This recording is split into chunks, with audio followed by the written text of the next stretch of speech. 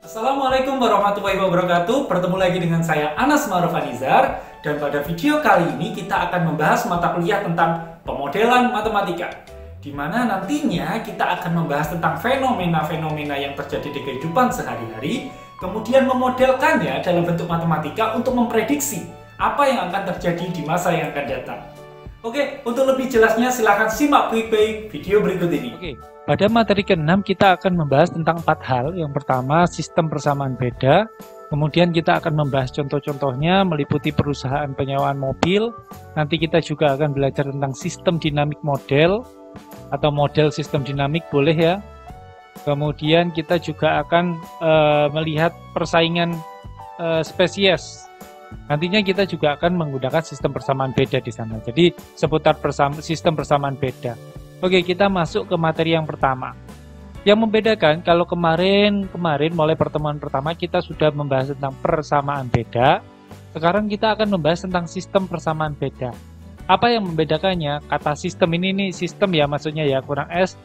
Jadi kata sistem itu menunjukkan ada lebih dari satu persamaan beda ya. Jadi ada dua seperti ini, atau lebih dari 2, 3, 4, 5 dan seterusnya. Kalau ini kebetulan ada 2 ya, AN dan BN, fenomenanya ada 2. Berarti nanti fungsinya pasti ada FAN, BN dan GAN, BN kayak gitu. Kalau ada 3 Pak, ya sudah AN, BN sama CN misalnya seperti itu. Jadi FAN, BN, CN gitu. Nanti di sininya muncul variabel lain sebagai suatu fenomena yang ketiga kayak gitu. Mungkin masih sangat abstrak ya. Mari kita akan coba untuk memahaminya menggunakan contoh. Jadi seperti ini. Ada suatu penyewaan mobil nih, fenomenanya seperti ini. Jadi ada perusahaan penyewaan mobil yang beroperasi di 2 kota, yaitu Orlando dan Tampa. Gitu ya, ada di 2 kota perusahaan penyewaan mobil. Nah, rekaman lalu lintas mobil sewaan memenuhi kondisi sebagai berikut. Jadi 60% mobil yang disewa di Orlando itu kembali ke Orlando. Dan 40%-nya berakhir di Tampa. Sedangkan 70% mobil yang disewa di Tampa kembali di Tampa dan 30% sisanya berakhir di Orlando. Tentukan banyak kendaraan mula-mula yang tepat di masing-masing kota. Maksudnya seperti ini. Jadi ada 2 kota nih. 2 kota itu Orlando dan Tampa. Jadi perusahaan penyewaan mobil itu memiliki mobil di Orlando dan memiliki mobil di Tampa. Nah, kemudian mereka perusahaan tersebut menyewakan mobilnya kepada wisatawan asing gitulah atau dan sebagainya. Kemudian sebagian turis atau penduduk asing itu menyewa mobil itu, tetapi dikembalikan lagi nggak keluar dari kota Orlando. Jadi tetap dikembalikan di Orlando. Itu sebanyak 60%. Jadi dari mobil yang disewa di Orlando, 60%-nya itu kembali di Orlando. Ada juga turis itu yang nyewanya itu di Orlando, tetapi dia itu kan melancong tuh. Dia rekreasi sampai ke Tampa. Sampai di Tampa dia selesai. Dia nggak mau balik di Orlando. Langsung mau naik pesawat, kan bisa aja. Jadi mobilnya ditinggal di Tampa. Gitu. Gitu ya. Jadi di Orlando, yang nyewa di Orlando tetapi tetap dikembalikan di Orlando, mobilnya itu ada 60%. Yang menyewa di Orlando kemudian ditaruh di Tampa, mobilnya itu 40%. Sedangkan yang nyewa di Tampa, kembali di Tampa itu 70%. Menyewa di Tampa tetapi kembalinya di Orlando itu 30%. Begitu maksudnya. Oke, maka bagaimana? Sangat mungkin jika kita tidak menentukan titik equilibriumnya, maka semakin lama akan semakin sedikit, kan gitu. Atau semakin lama semakin sama saja. Nah, ini yang akan kita selidiki. Makanya kita harus menentukan banyak kendaraan mula-mula yang tepat di masing-masing kota. Tentukan banyak kendaraan mula-mula yang tepat di masing-masing kota. Kata-kata banyaknya kendaraan mula-mula yang tepat itu kan identik dengan titik equilibrium. Ya nggak sih? Iya. Nah, caranya bagaimana? Pertama kita susun dulu sistem dinamiknya atau sistem persamaan bedanya. Andai kata ON itu menyimbolkan banyak mobil di Orlando pada akhir hari ke-N. Jadi periodenya adalah hari ya di sini. ON itu banyak mobil di Orlando yang banyak mobil di Orlando pada hari ke-N. Jadi entah yang ini yang tetap 60%-nya ini atau yang dari Tampa 30%. Kan gitu. Soalnya yang berakhir di Orlando.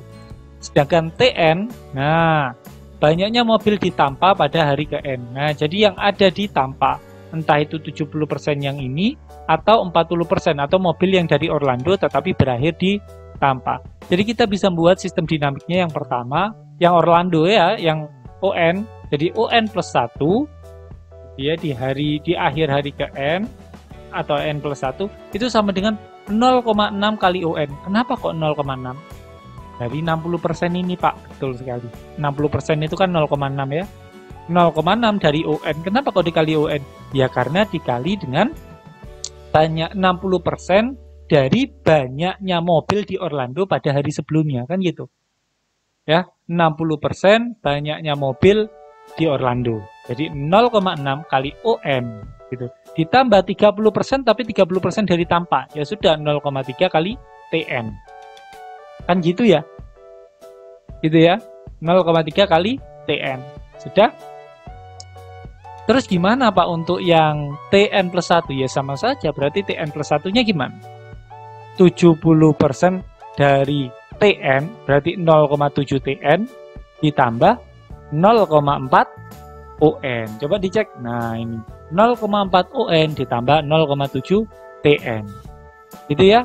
Nah inilah yang dinamakan dengan sistem dinamik atau sistem persamaan bedanya. Nah selanjutnya kita akan menganalisis titik equilibriumnya. Kita tahu bahwasanya titik equilibrium itu menyimbolkan bahwasanya OT itu sama dengan ON maksud saya itu sama dengan ON plus 1. Dan TN itu sama dengan TN plus 1, kan gitu ya. ON itu sama dengan ON plus 1, TN itu sama dengan TN plus 1. Maka kita simbolkan saja ON plus 1 sama dengan ON itu O, dan TN sama dengan TN plus 1 itu T. Maka kita ganti sudah variabelnya, ON plus 1 tak ganti O, ON tak ganti O, TN tak ganti T. Gitu ya. Dan begitu juga untuk TN plus 1 tak ganti T, ON ini tak ganti O, TN tak ganti T. Nah sekarang kita sederhanakan. Ini kan sama-sama ada variabel O, ya enggak sih? Ya udah 0,6 O-nya itu pindah luas ke kiri. Jadinya gimana? Jadinya 0,4 O, 1 dikurangi 0,6 gitu kan ya? O gini, O yang ini, maaf, O yang ini itu kan 1 sebenarnya. Jadi 1 dikurangi 0,6 O. Hasilnya 0,4 O. 0,3 T-nya tetap. Pak, yang bawah gimana? Oke, coba kita kerjakan yang bawah. Yang bawah berarti yang pindah kan yang ini, 0,7 T pindah ruas ke sini. 1 yang ada di sini dikurangi 0,7 T berapa? 0,3 T sama dengan 0,4 O. Loh Pak, atas sama bawah sama ya? Iya, sama ternyata. Nah, apakah itu mesti sama Pak? Tidak, tergantung. Kalau misalnya beda ya kalian gunakan substitusi eliminasi, ya sudah ketemu O dan T-nya. Kalau sama Pak, ya sudah kita cari coba. Kalau sama, maka kita bisa membentuk O, sama ini kan ya, atas sama bawah. Sekarang saya lihat yang atas. O itu kan sama dengan 0,3 T dibagi dengan 0,4. Nah, kayak gini. 0,4-nya pindah ruas tuh. Selanjutnya, kita sederhanakan jadi 0,0-nya itu dihapus jadi 3T per 4 gitu kan, atau 3/4 T. Sudah? Nah, sekarang diingat-ingat ya dia, O sama dengan 3/4 T. Nah, ini yang barusan, O sama dengan 3/4 T. Sekarang andai, soalnya di soal kan tidak diketahui perusahaan tersebut memiliki berapa mobil. Gitu kan? Nah, sekarang andai perusahaan memiliki 7.000 mobil. Ya, andai perusahaan itu memiliki 7.000 mobil. Maka yang harus ditaruh di Orlando itu berapa, yang harus ditaruh di Tampa itu berapa? Itu kan permasalahannya. Nah, ya sudah. Berarti kan kalau memiliki 7.000 mobil berarti yang ada di Orlando dan yang ada di Tampa kalau dijumlahkan hasilnya 7.000. Mudahnya kan kayak gitu. Nah, sekarang kita punya yang ini. Kita masukkan ke sini. O itu kan 3/4 T, ya enggak? Yang ini ya. O itu 3/4 T. Kita substitusikan ke sini. Jadi 3/4 T. Ditambah T sama dengan 7.000, sama dengan 7.000. Itu ya. Sekarang 3/4 T ditambah T itu berapa? Ya 7/4 T Pak. Oke, 7/4 T sama dengan 7.000. Maka T sama dengan 4.000. Mudahnya gitu. Oke, kalau di Tampa itu ditaruh 4.000 mobil, berarti di Orlandonya berapa mobil? 3.000. Kan O ditambah T sama dengan 7.000, maka O-nya 3.000. Alhasil kita bisa menentukan nih banyaknya mobil di dua tempat agar tidak kekurangan mobil di kedua tempat atau tidak kelebihan mobil di salah satu tempat, maka taruh saja di Orlando itu 3.000 mobil, di Tampa itu 4.000 mobil. Kayak gitu ya. Oke, Pak, coba Pak, saya masih belum yakin kalau misalnya di Orlando kita taruh 3.000, maka di hari berikutnya, ya, di periode berikutnya tetap ada 3.000 mobil di Orlando. Coba aja. Kita kan punya ya, di Orlando persamaannya ON plus 1 sama dengan 0,6 ON ditambah 0,3 TN. Itu dari sini. Bentar, saya kembali ke slide berikut sebelumnya. Ini. Kan dari ini ya, sistem dinamik yang kita punya. Nah, ini saya tuliskan lagi nih. Nah, dari sini, ini yang barusan ya. Dari sini, kita masukkan aja coba. O0, ya kita cari O1. O1, berarti yang ON-nya O0. O0-nya kita pakai 3.000. Ya. O0-nya kita pakai 3.000, T0-nya kita pakai 4.000. Apa benar nanti O1-nya itu juga sama, yaitu 3.000? Coba kita cek. Berarti O0-nya saya ganti 3.000 ya Pak. Karena ini O-nya sama dengan 3.000, benar. T0-nya tak ganti 4.000. Coba sekarang kalian kalikan. Maka hasilnya adalah O1 sama dengan 3.000. Maka cocok. O0-nya itu 3.000, O1-nya 3.000, O2-nya 3.000, 3.000, 3.000, dan seterusnya. Maka 3.000 itulah titik equilibrium yang ada pada Orlando. Kayak gitu. Sama di TN plus 1 kalau kalian mau ngecek, masukkan aja. T1 sama dengan 0,4 kali O0 ditambah 0,7 kali T0. Masukkan aja sudah O0-nya 3.000, T-nya itu 4.000. Pasti nanti ketemu T1-nya 4.000. Begitu juga untuk T2, T3, dan seterusnya. Untuk itu kita dapat di sini, kita benar-benar dapat bahwasanya, oh benar titik equilibriumnya adalah 3.000, 4.000. Itu boleh. Soalnya ada dua kan. Kalau kemarin kita berbicara hanya ada satu titik equilibrium karena hanya ada satu fenomena, di sini kan kita berbicara tentang sistem persamaan beda. Jadi ada lebih dari satu persamaan. Ya sudah, berarti ada dua titik equilibrium yang jadi satu gitu. Nggak bisa dipisahkan ini. Kenapa? Karena banyak mobil di Orlando itu mempengaruhi banyak mobil di Tampa juga, kan gitu. Gitu. Jadi ini satu kesatuan. 0,1, T1 gitu biasanya. 3.000, 4.000 itu adalah titik equilibrium. Nah, sekarang apa yang terjadi kalau misalnya tidak menggunakan titik 3.000, 4.000? Jadi kita tidak menaruh 3.000 mobil di Orlando dan tidak menaruh 4.000 mobil di Tampa. Yang terjadi seperti ini. Ketika saya mau menaruh di Orlando, saya taruh 7.000 kayak gitu. Di Tampa saya taruh 0 mobil. Jadi awal-awalnya itu saya nggak kasih Tampa mobil, penyewaan mobil. Akhirnya di hari ke-0 ya, hari pertama maka 4.200 di Orlando dan 2.800 di Tampa. Kan gitu. Soalnya ada yang 40%-nya ke Tampa itu. Nah, di hari kedua 3.360 di Orlando, 3.640 di Tampa. Begitu seterusnya. Ternyata di hari ke-7 semakin lama, maka di Orlando itu akan mendekati titik equilibriumnya yaitu 3.000 dan di Tampa akan mendekati titik equilibriumnya yaitu 4.000. Kalau digambarkan jadinya gini. Kayak gini ya. Yang ini. Mulai dari sini yang nggak ada arsiran hitam itu Orlando. Ya, yang nggak ada arsiran hitam itu Orlando. Jadi awalnya 7.000, nah kemudian akan stabil dia pada titik equilibriumnya. Termasuk yang ini, yang di Tampa ini. Awalnya 0, kemudian akan stabil dia. Kayak gini. Kan yang ini mendekati 4.000, yang ini, yang Orlando mendekati 3.000. Kayak gitu. Nah, coba kita cek. Kalau misalnya siapa tahu ini hanya kebetulan, Pak. Saya cek lagi nih. Pakai di Orlando saya taruh 5.000 mobil, di Tampa saya taruh 2.000 mobil. Apa yang terjadi? Ternyata sama. Di Orlando nantinya dia akan mendekati 3.000, di Tampa pada hari ke-7 dia juga akan mendekati 4.000 mobil.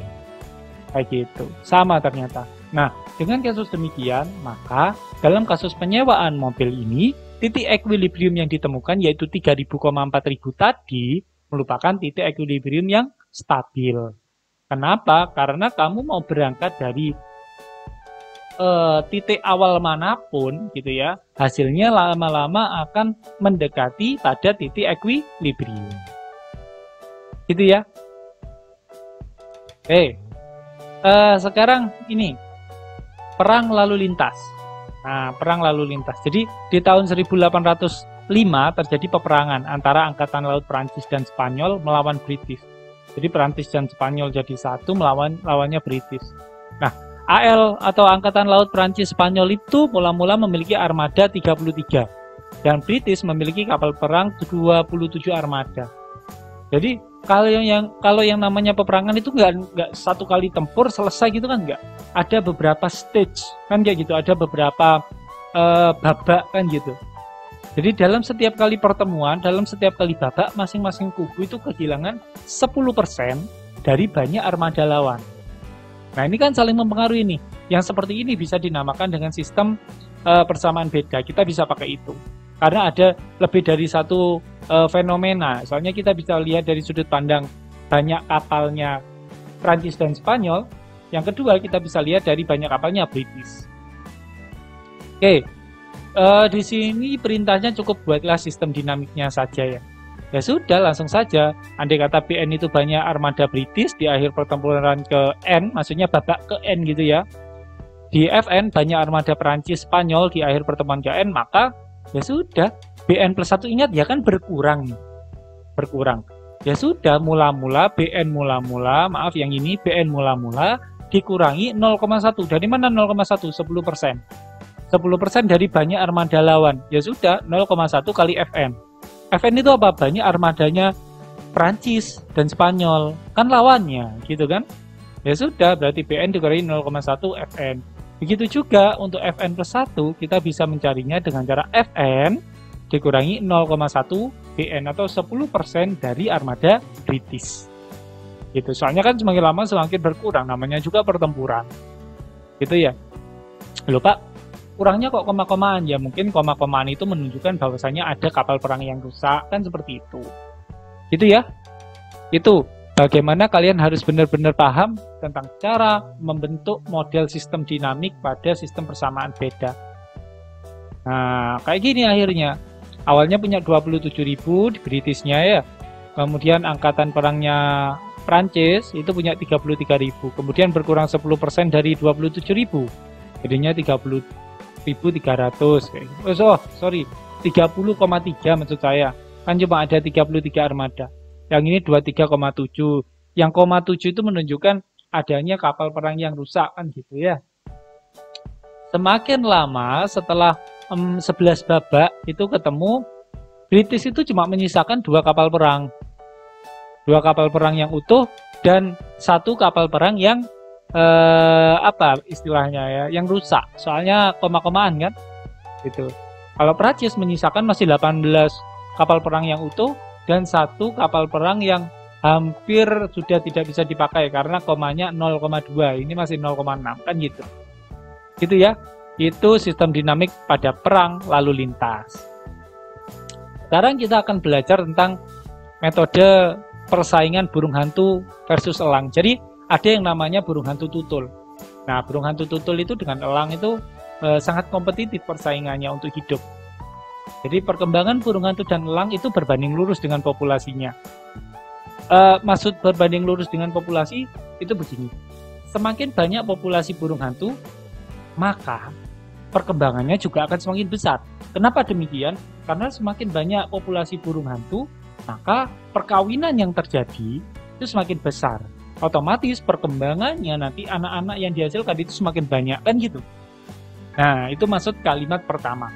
Perkembangan burung hantu dan elang berbanding lurus dengan populasinya. Begitu juga dengan elang. Semakin banyak populasi elang, maka akan semakin banyak terjadi perkawinan. Sehingga keturunan-keturunannya itu berkembang biak kan berarti ya, menjadi lebih besar. Itu maksud dari kalimat pertama. Namun ternyata ada faktor lain. Ya, ada faktor lain. Jadi kehadiran yang satu itu mempengaruhi kehadiran yang lain. Jadi saling memangsa nih antara burung hantu tutul dan juga elang. Saling memangsa nih dia. Nah, jika ON itu menyatakan populasi burung hantu pada periode ke N dan HN menyatakan populasi elang pada periode ke N, tentukan nilai equilibriumnya sehingga populasi kedua spesies tetap terjaga. Nah, ini pentingnya equilibrium ya, materi equilibrium. Jangan-jangan kalau kita tidak menjaga equilibriumnya, nilai equilibriumnya, kita dapat burung hantu langsung dilepas kayak gitu. Padahal burung hantu itu hampir punah, ya sudah punah dia dikeroyok elang, kan gitu. Burung hantu tutul loh ya, burung hantu tutul. Punah dia dikeroyok elang.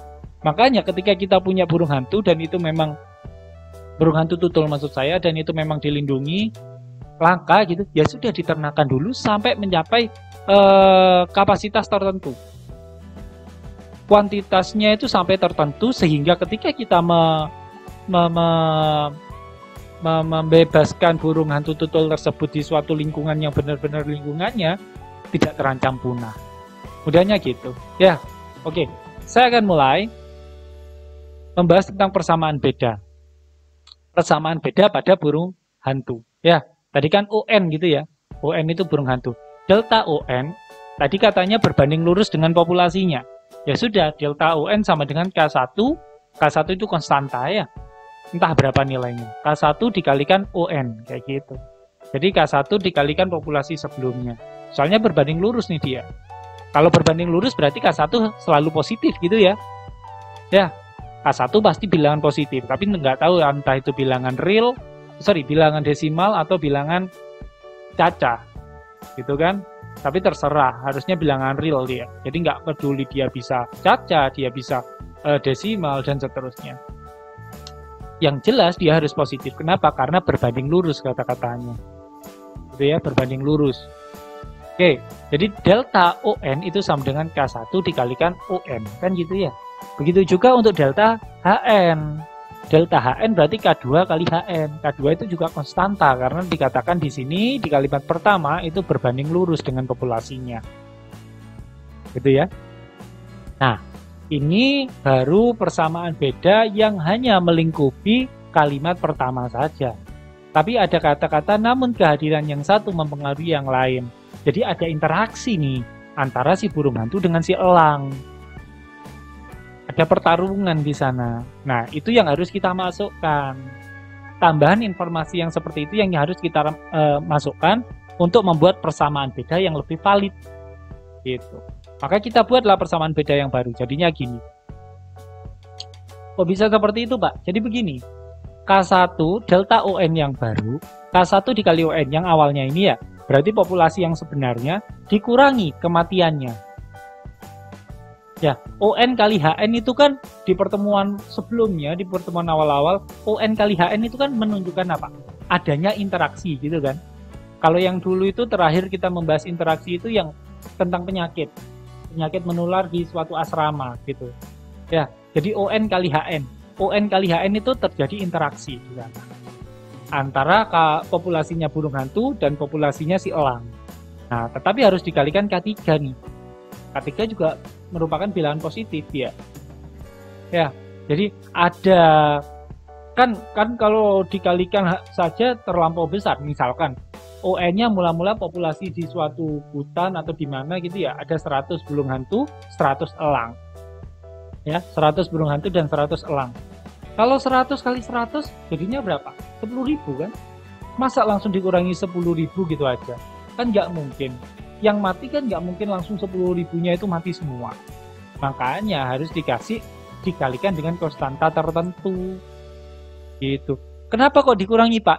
Yang mau kita kalikan, misalnya dari 100 ya, dari 10.000 ya, dari 10.000, ternyata yang mati itu cuma satu burung hantu. Ini kita masih fokus mencari delta ON, burung hantu ya. Ternyata cuma dari 10.000, ternyata yang mati itu cuma satu burung hantu. Oke, berarti K3-nya itu berapa? Berapa kalau dikali 10.000 hasilnya 1? Gitu. Berapa berarti? Ya 1/10.000. Gitu ya, 1/10.000. Berarti K3-nya maksud saya itu 0,00001. kayak gitu. Itu cara mencari K3. Cuma di sini kita tidak diketahui tabelnya nih, jadi ya udah kita simbolkan K3 gitu aja. Cuma kalian harus benar-benar paham K1-nya itu dari mana, karena berbanding lurus kata-kata tadi ya dengan populasinya, kemudian dikurangi dengan kematian yang mungkin terjadi karena adanya interaksi antara burung hantu dan elang, dan itu harus dikalikan dengan konstanta. Kalau nggak dikalikan konstanta ya jadi lebih banyak nanti. Burung hantunya nanti cuma 100 dikuranginya 10.000 kan gitu. Makanya harus dikalikan dengan konstanta. Begitu juga untuk mencari delta HN. Berarti K2HN yang ada di sini dikurangi K4 dikalikan ONHN.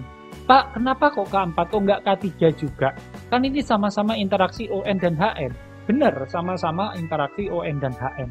Tapi ketika ada pertarungan antara burung hantu dan elang, kan belum tentu persentasenya itu sama, yaitu 50%-50%.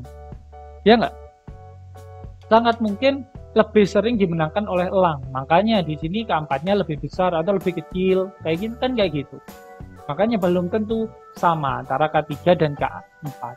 Yang jelas baik itu K1, K2, K3, K4 harus positif. Kalau ini negatif, ya, kalau ini negatif K4 atau K3-nya negatif, negatif kali negatif berapa? Positif. Maka nanti yang terjadi adalah dijumlah di sini. Padahal harusnya dikurangi karena ada yang mati. Kenapa kok mati? Adanya pertempuran antara burung hantu dan elang, kayak gitu. Jadi ini mahal sekali ketika kalian bisa membentuk yang namanya persamaan beda yang ada di sini. Itu mahal sekali di situ. Oke, sekarang kalau sudah ada ini, kita bisa berlanjut sistem dinamik.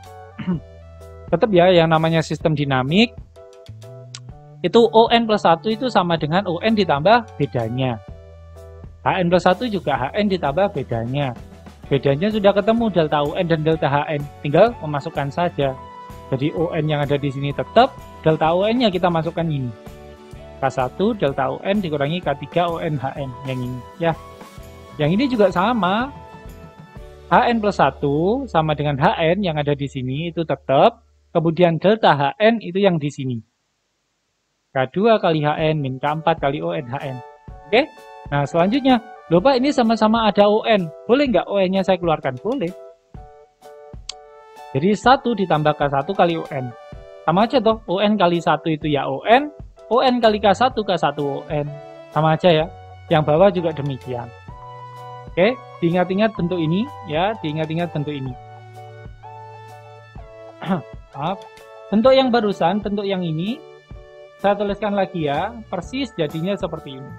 Jadinya seperti ini. Oke. Seperti yang saya bilang tadi, di sini di dalam soal kita tidak diketahui K1, K2, K3, dan K4. Atau kita juga tidak diketahui fenomena-fenomena yang terjadi. Misalkan, kalau diketahui ya, saya kembali ke slide sebelumnya. Misalkan kalau diketahui sebelum adanya interaksi antara burung hantu dan elang, data perkembangbiakan si burung hantu itu diberikan pada tabel berikut, misalnya ada kayak gitunya. Maka kita bisa mencari K1-nya dengan cara yang dulu itu, tarik garis lurus.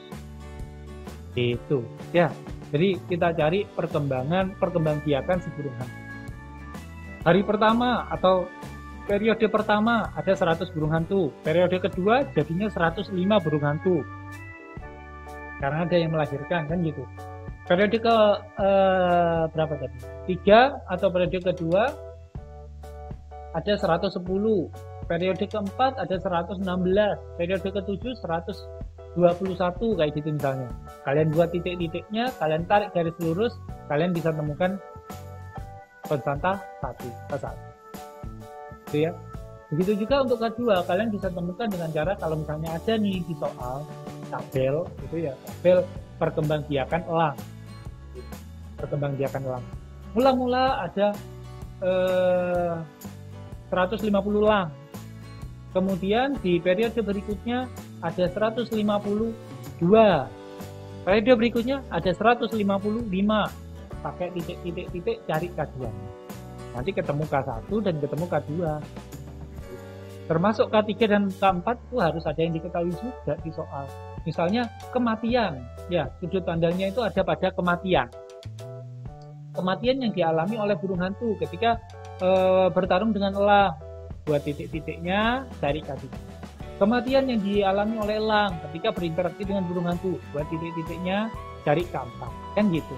Masalahnya di sini, di fenomena ini kita tidak diketahui fenomena-fenomena yang terjadi seperti itu. Tentang kelahirannya seperti apa, kematiannya seperti apa, kita nggak tahu. Makanya kalau nggak tahu, ya sudah, bentuk umumnya seperti ini aja sudah cukup. Tapi kita akan eksplor lebih dalam dengan memisalkan. Andai K1-nya itu 0,2, K2-nya 0,3, K3-nya 0,001, K4-nya 0,002. Ini hanya pengandaian saja ya, hanya pengandaian saja. Yang benar dengan cara tadi itu yang pakai tabel, kalau ada diketahui tabel, kemudian kalian buat titik-titik, cari K1-nya, cari K2-nya, cari K3, cari K4. Yang ini hanya pengandaian saja, jadi langsung diberikan gitu aja. Nilai K1-nya itu sekian, K2-nya sekian, K3-nya sekian, K4-nya sekian.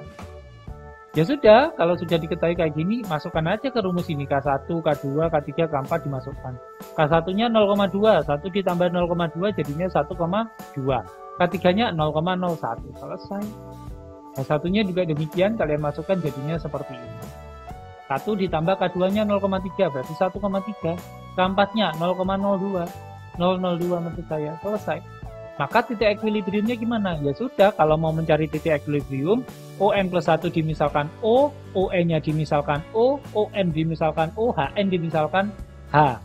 HN plus 1 dimisalkan H, HN itu dimisalkan H, ON dimisalkan O, dan HN dimisalkan H. Kan gitu. Itu sudah dapat kayak gini dari persamaan yang pertama. Persamaan kedua kita dapat seperti ini. Udah ya? Nah sekarang yang ini, O-nya ini itu kan 1O. 1O itu pindah ruas ke sini, ke kanan. Jadi 1,2 dikurangi 1. Hasilnya 0 sama dengan 0,2. 0,2 dari mana? 1,2 dikurangi 1. Dan yang bawahnya 1,3 dikurangi 1. Berapa? 0,3. Yang ini 0 ya, bukan O ya, yang ada di sisi sebelah kiri. Nah, setelah kalian dapat seperti ini, kalian buat aja itu. Sama-sama ada O. Kalian keluarkan O-nya. Berarti O sama dengan 0,2 dikurangi 0,001 H. Yang bawah sama-sama mengandung H, keluarkan H-nya. Jadi H sama dengan 0,3 dikurangi 0,002 O. Ya, kalian berarti gunakan dengan cara biasa lah. Dengan cara biasa cari nilai O dan nilai H-nya. Dari persamaan pertama yang ini, maka O-nya sama dengan 0, kan gitu. Maka O-nya dari persamaan yang ini, yang atas ini, 0 sama dengan O, buka kurung 0,2 dikurangi 0,001 H, kalian bisa dapat O-nya sama dengan 0 atau H-nya yang sama dengan 0,2 per 0,001 sama dengan 200. Kayak gitu. Selanjutnya, kalau misalkan 0,2 bagi 0,001 sama dengan 200, itu kan hanya pembagian seperti biasa saja. Ya, 0,2 dibagi 0,001 sama dengan 200. Hanya yang ini O sama dengan 0 kan sudah. Kemudian 0,2 dikurangi 0,001 H, itu pindah ruas saja kayak gitu. Pindah ruas, kemudian 0,001-nya pindah luar lagi jadi bagi. Kayak biasa ya. Selanjutnya itu dari persamaan pertama yang ini. Kalau dari persamaan kedua yang ini, kalian dapat O sama dengan atau 0 sama dengan H kali 0,3 dikurangi 0,002 O. Ya sudah, berarti H-nya sama dengan 0 atau 0,3 min 0,002 O sama dengan 0. Pindah-pindah ruas, jadi kalian dapat H sama dengan 0 atau O sama dengan 0,3 per 0,002 sama dengan 150. Jadi apa yang kalian dapat? Simpulkan. Jadi ada lebih dari satu titik equilibrium. Jadi titik equilibriumnya adalah 0,0 kan 0,H ya, 0,0 atau 200,150. Jadi kalau dari awal burung hantunya itu 0, nggak ada burung hantu dan nggak ada elang, ya sudah seterusnya akan nggak ada burung hantu dan nggak ada elang. Itu kan yang namanya titik equilibrium. Atau kalian bisa membuat dengan 200,150. Dengan burung hantunya itu sejumlah 200 dan elangnya 150, maka dia akan konsisten, akan terjaga. Yang namanya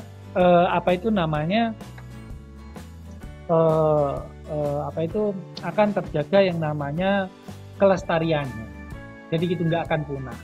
Coba kalau misalnya kita tidak memulainya dari 200 dan 150, jadi kita kurangi sedikit aja.